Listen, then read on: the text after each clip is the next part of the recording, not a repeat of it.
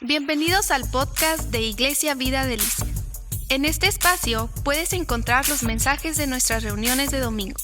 Nuestro propósito es compartir reflexiones que impacten nuestras vidas y nos impulsen a vivir como Jesús. Si estás aquí y Dios ha sido bueno con tu vida, dale un fuerte aplauso a Él.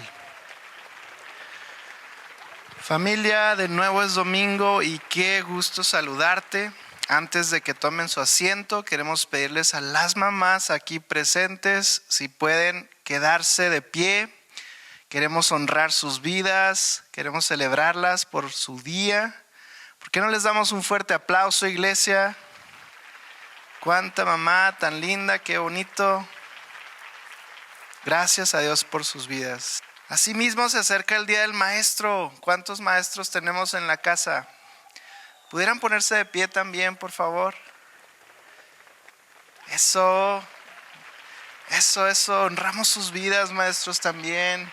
Damos gracias a Dios por su ardua labor con los muchachos. De veras, gracias a Dios por sus vidas. Qué gusto tenerlos aquí. Y bueno, seguimos con la serie Guerra Espiritual. Preparados para ganar en la vida.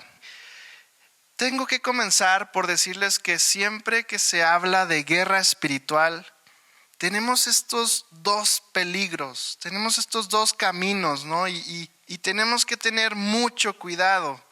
Y el peligro número uno es el fanatismo. El fanatismo es ese apasionamiento y tenacidad desmedida. Di conmigo, desmedida. Tenacidad desmedida en la defensa de creencias u opiniones, especialmente religiosas o políticas. Y pasa que tenemos después a esta persona que se fanatiza con el tema y ya está viendo demonios por todos lados, ¿no? Y personas que reprenden a sus familiares cuando todo lo que necesitaban era un abrazo. Y eso es triste. Es triste ver que alguien pierde la cordura, pierde el piso por defender un tema. Y se desvirtúa todo. Ciertamente es más el daño que se ocasiona que la bendición.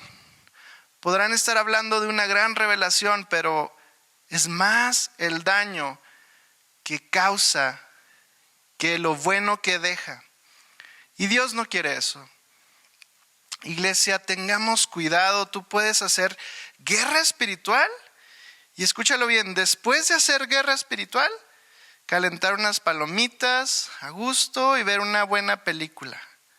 Así de relajado. O sea, no tenemos que ponernos muy místicos, ¿no? Y es un tema que debemos de entender con claridad.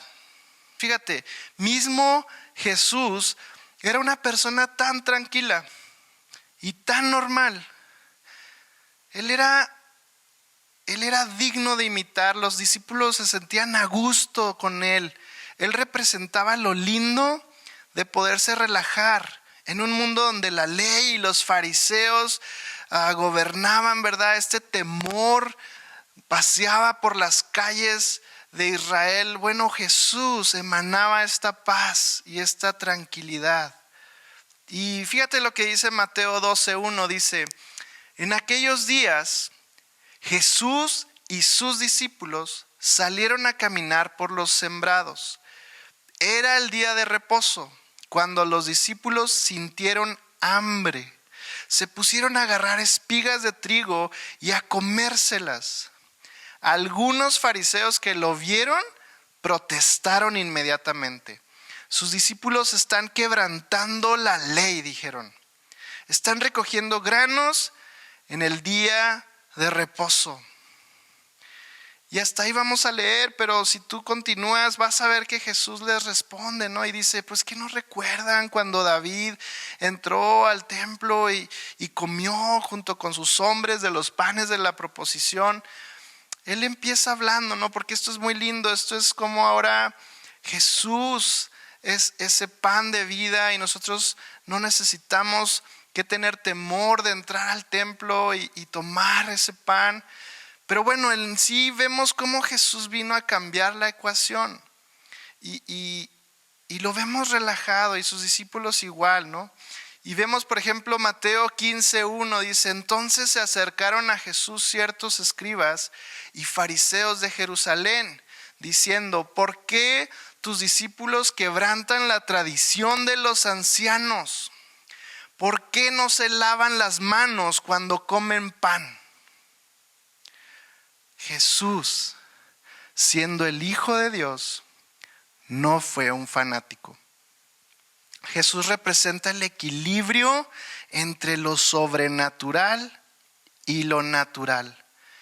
Y ese es el deseo que Él tiene para nuestras vidas. Fíjate, Gálatas 4:6 dice: y debido a que somos sus hijos, Dios envió al Espíritu de su Hijo a nuestro corazón, el cual nos impulsa a exclamar: Abba, Padre. Ahora ya no eres un esclavo, sino hijo de Dios. Y como eres su hijo, Dios te ha hecho su heredero.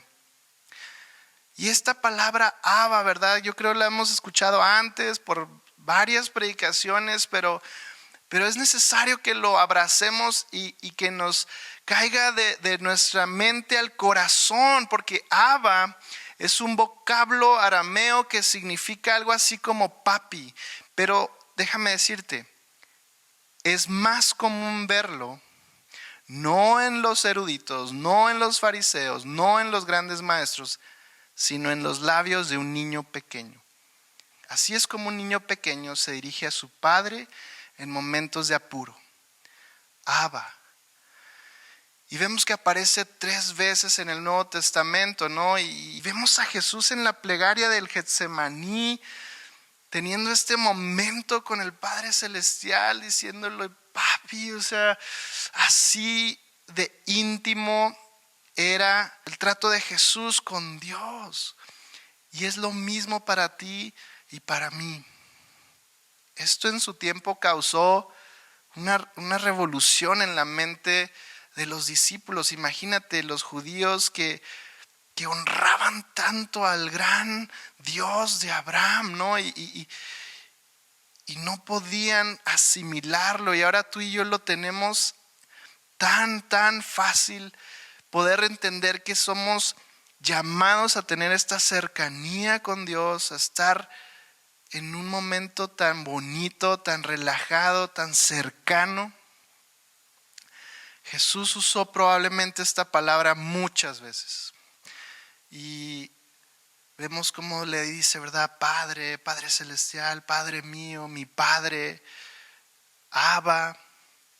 Y es una expresión de plena confianza y adhesión con la voluntad del Padre. Jesús quería que sus discípulos aprendieran esto. Jesús quiere que tú y yo aprendamos esto. Necesitamos sacudirnos pues el fanatismo, porque iglesia no es por ahí. Pero asimismo, el otro peligro del cual te quiero hablar es la indiferencia.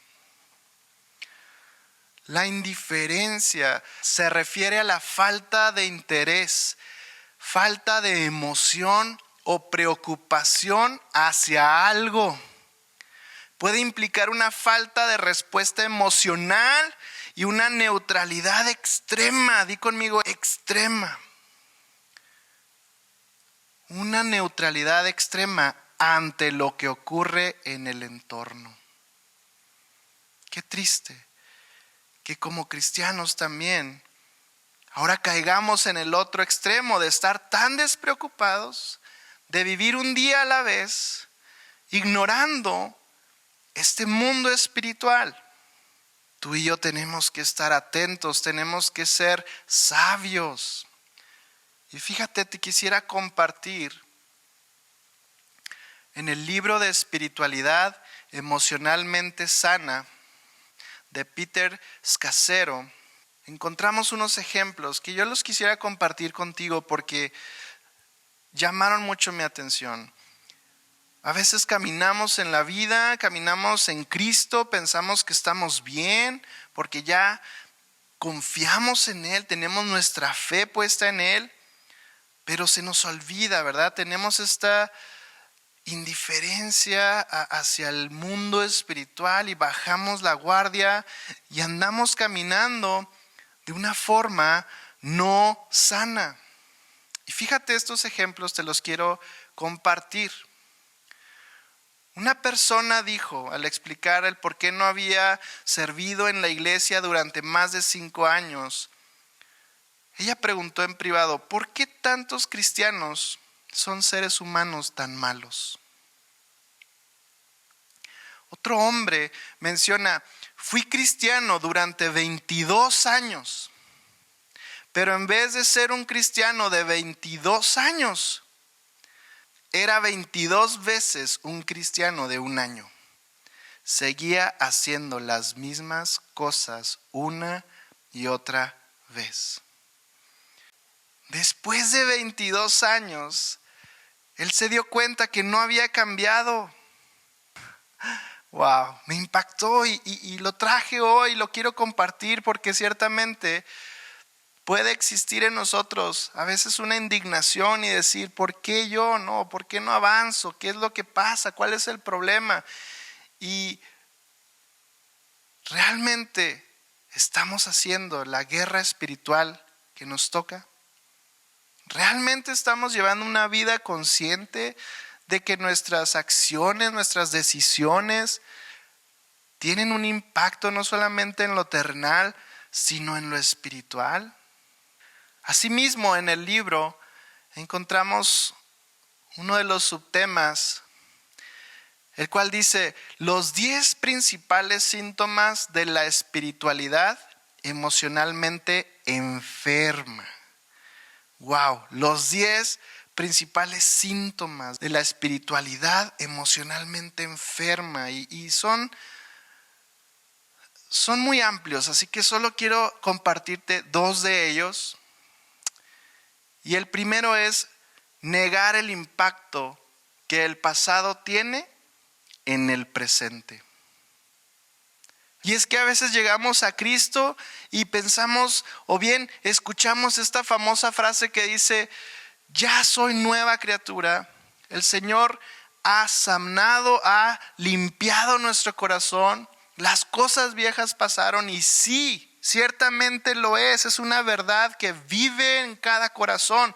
Tú y yo hemos comenzado una nueva vida de fe y caminamos ahora con Dios.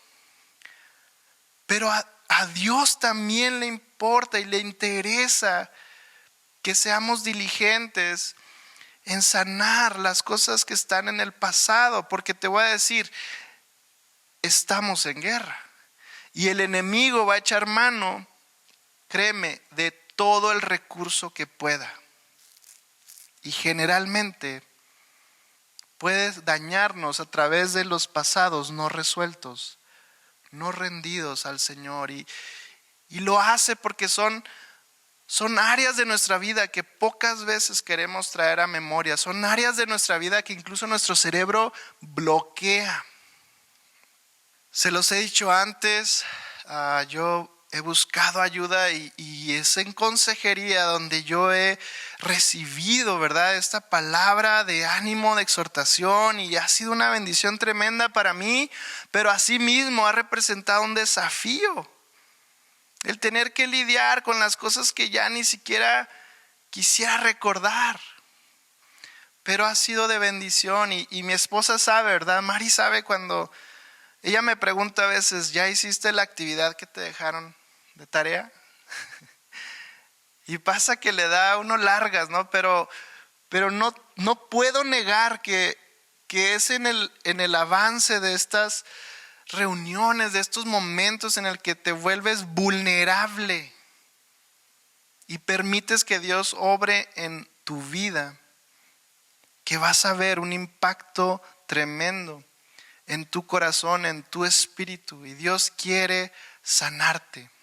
Fíjate, Peter Scazzero en su libro dice, es necesario que comprendamos que esto no significa que lo que nuestra vida fue en el pasado dejará de influenciarnos de diferentes maneras. Y para respaldarlo, él nos comparte un ejemplo de su vida.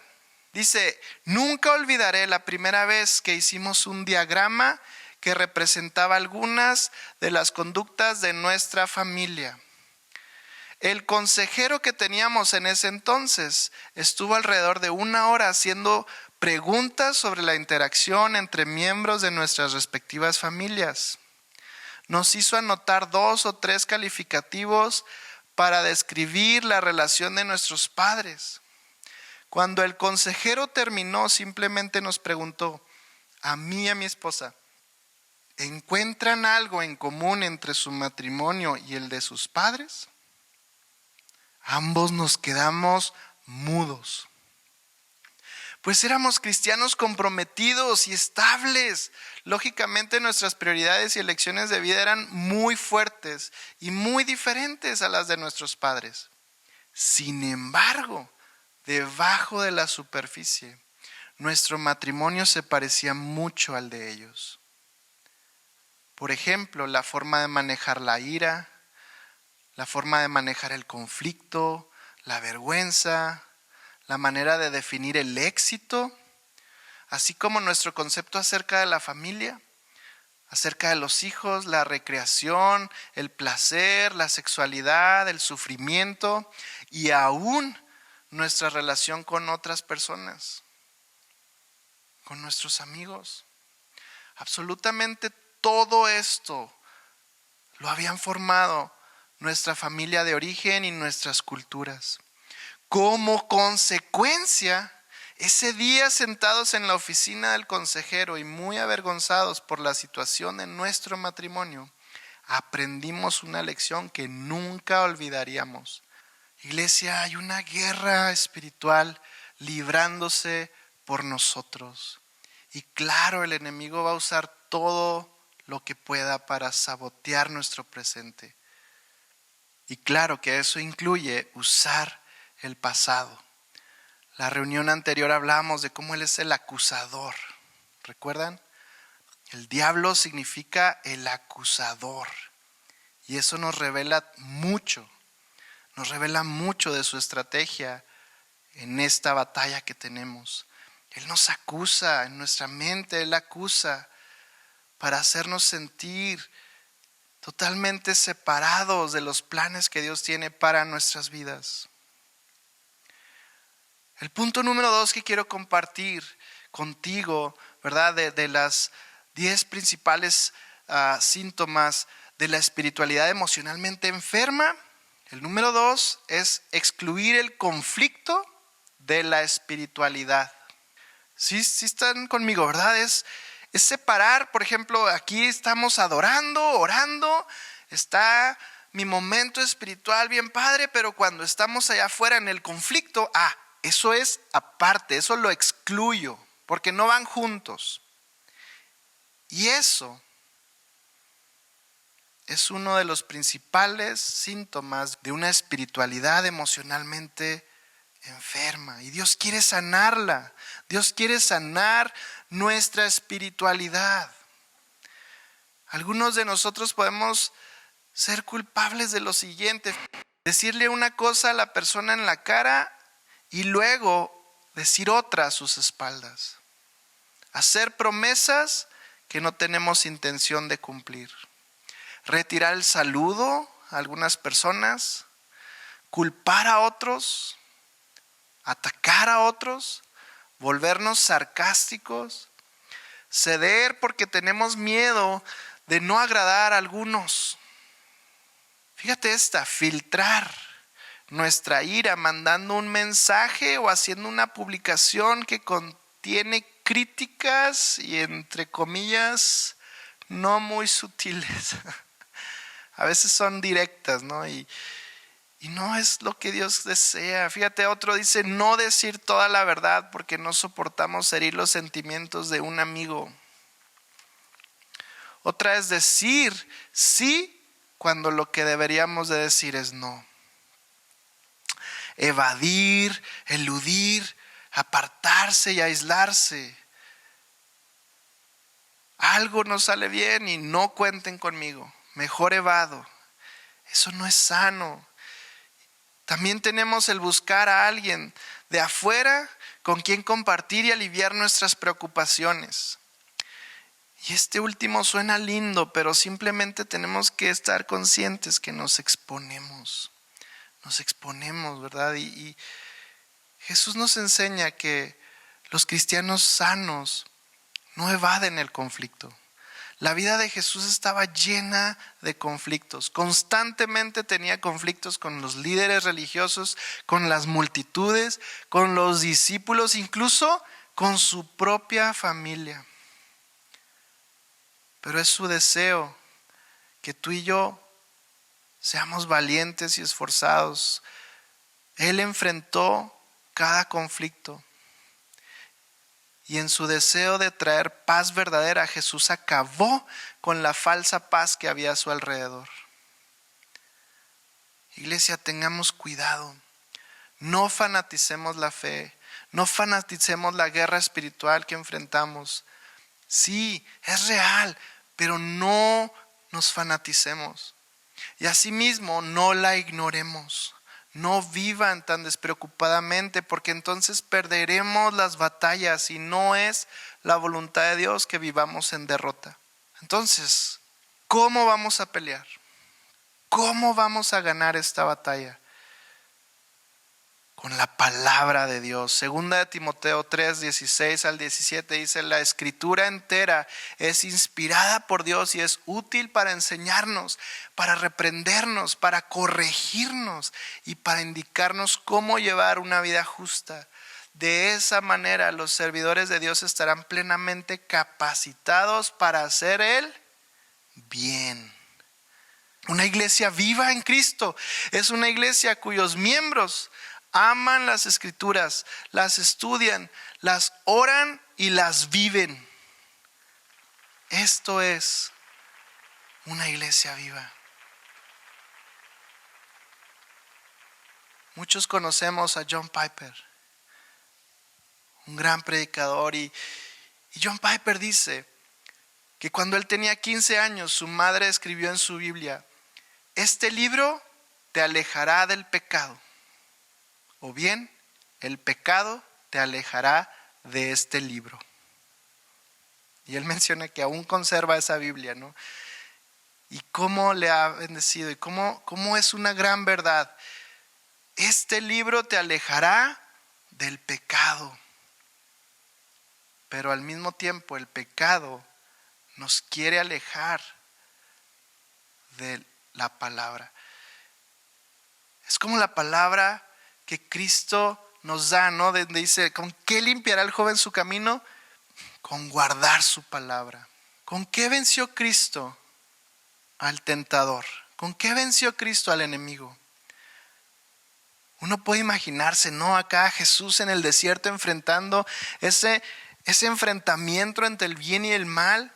A lo mejor así Jesús lanzando un poder, ¿no? Alzando su mano así, un viento recio contra Satanás. Pero no, él usó la misma palabra de Dios. Y tú y yo tenemos que tomarla, abrazarla, usarlo de la misma manera. El domingo pasado veíamos cómo el diablo pues significa acusador. Él es también el tentador, el padre de mentira, el león rugiente. Si te fijas, la acusación, la tentación, la mentira, todo se vence con la palabra. Todo se vence con la palabra. ¿Sabes que Él no quiere que ores? Él no quiere que adores. Él no quiere que tú te levantes a ser esa persona que inclusive tu corazón desea, pero siempre te hace sentir que no estás a la altura. Y es su palabra, es la palabra de Dios, la única palabra que va a sonar con más fuerza que la palabra de acusación. Es la única palabra que va a sonar más fuerte que toda tentación. Es la única verdad que va a sonar más fuerte que toda mentira. Y cuando cuando hablamos del león rugiente. A mí me encanta siempre todo lo que es documentales de la naturaleza. A veces, ya tiene rato que no, pero solía ponérselos a los niños y verlos en casa. Y bueno, desde que tenía Animal Planet, me acuerdo, siempre me ha gustado, ¿no? Y es fascinante estudiar los hábitos de la naturaleza, de los animales, del comportamiento de la naturaleza y los ciclos y particularmente hablando del león, los leones en África. Fíjate, dice que los viejos con sus voces profundas, los leones machos rugen con fuerza. Y esto hace, ¿verdad?, que las cebras, las víctimas, los antílopes se empiecen a correr y salgan huyendo llenos de temor ante el gran rugido. Y es ahí cuando son la presa fácil, porque las hembras salen a la vista y las atrapan y las sorprenden.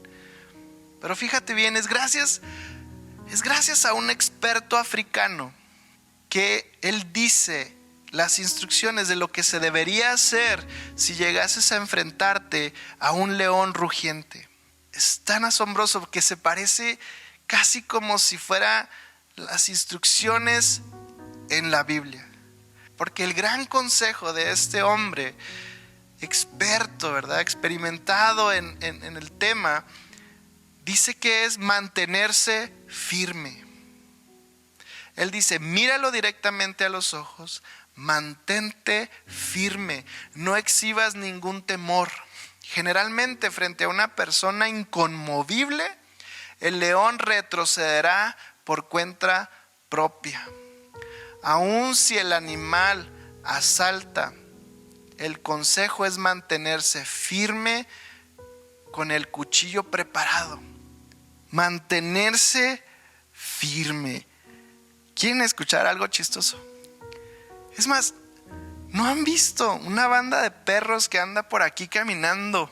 Una banda de todos los cholillos caninos. Andan ahí caminando empoderados, ¿verdad? Mi barrio me respalda. Y caminan con una seguridad y ya se sienten dueños de la zona. Y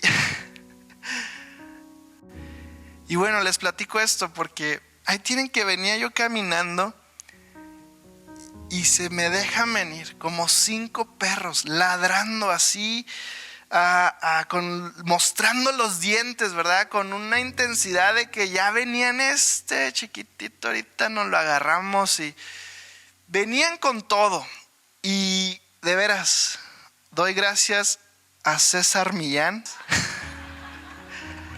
Primeramente a Dios y en segundo a César Millán, el encantador de perros, porque es muy similar la manera de enfrentar a un león. Es muy similar, tienes que demostrarles que tú no tienes miedo, ¿no? Y mantenerte firme. Y pues miren, la verdad no es que sea tan valiente, sino que ya no me quedaba de otra.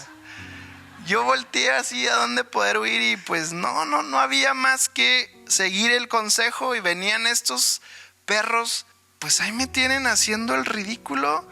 Me puse a gritarles, ¿verdad? Y salí corriendo yo hacia ellos y huyeron. ¿Qué dijeron? No, este cuate algo trama, ¿no? Con no hay que meternos. Y realmente sí les tenía miedo. Pero me encanta porque la palabra de Dios dice, mantente firme, resiste al diablo y huirá de vosotros. Y yo sé, ahorita preguntaba, ¿cuántos de ustedes tuvieron luchas esta semana?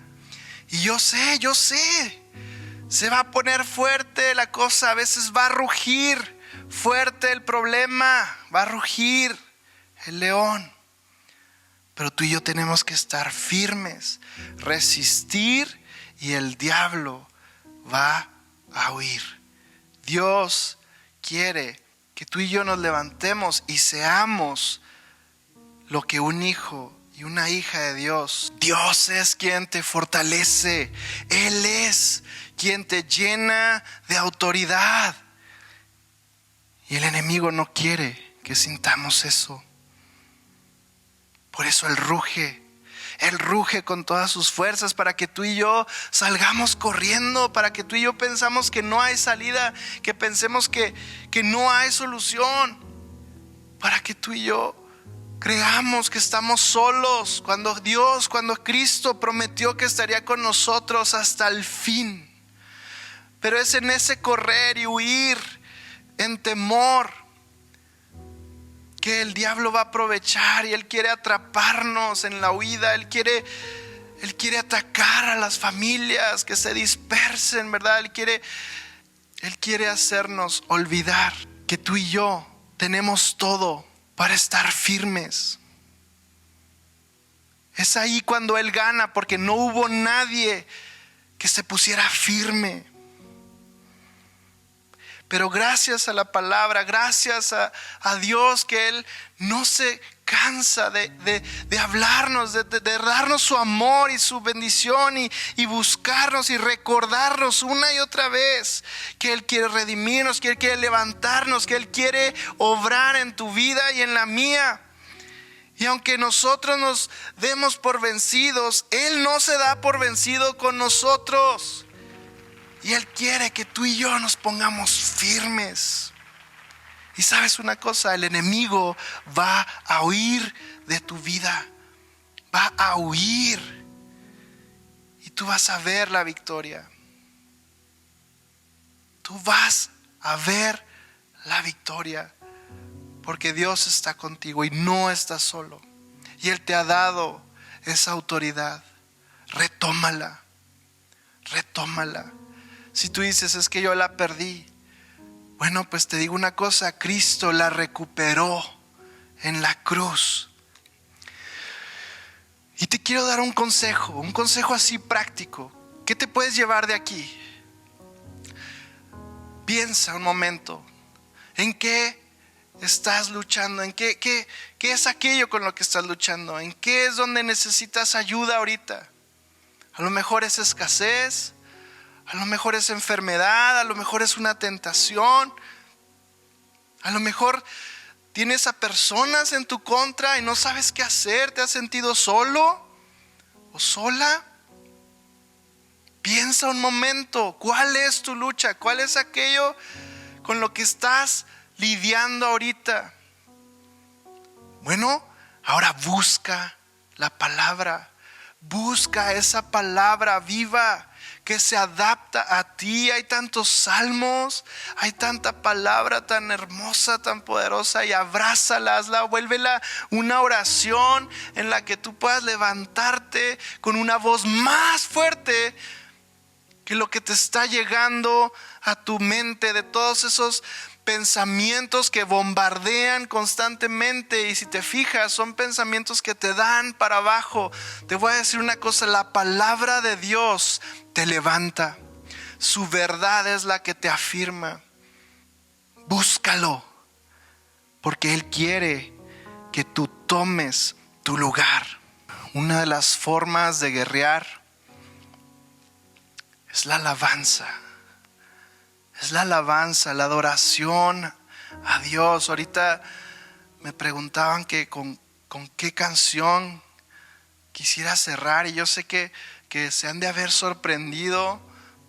Quizás pensaron, a lo mejor no tiene nada que ver, o hay canciones mejores, pero es porque quiero cerrar con una alabanza que le exalte, porque es una de las maneras de hacer guerra espiritual.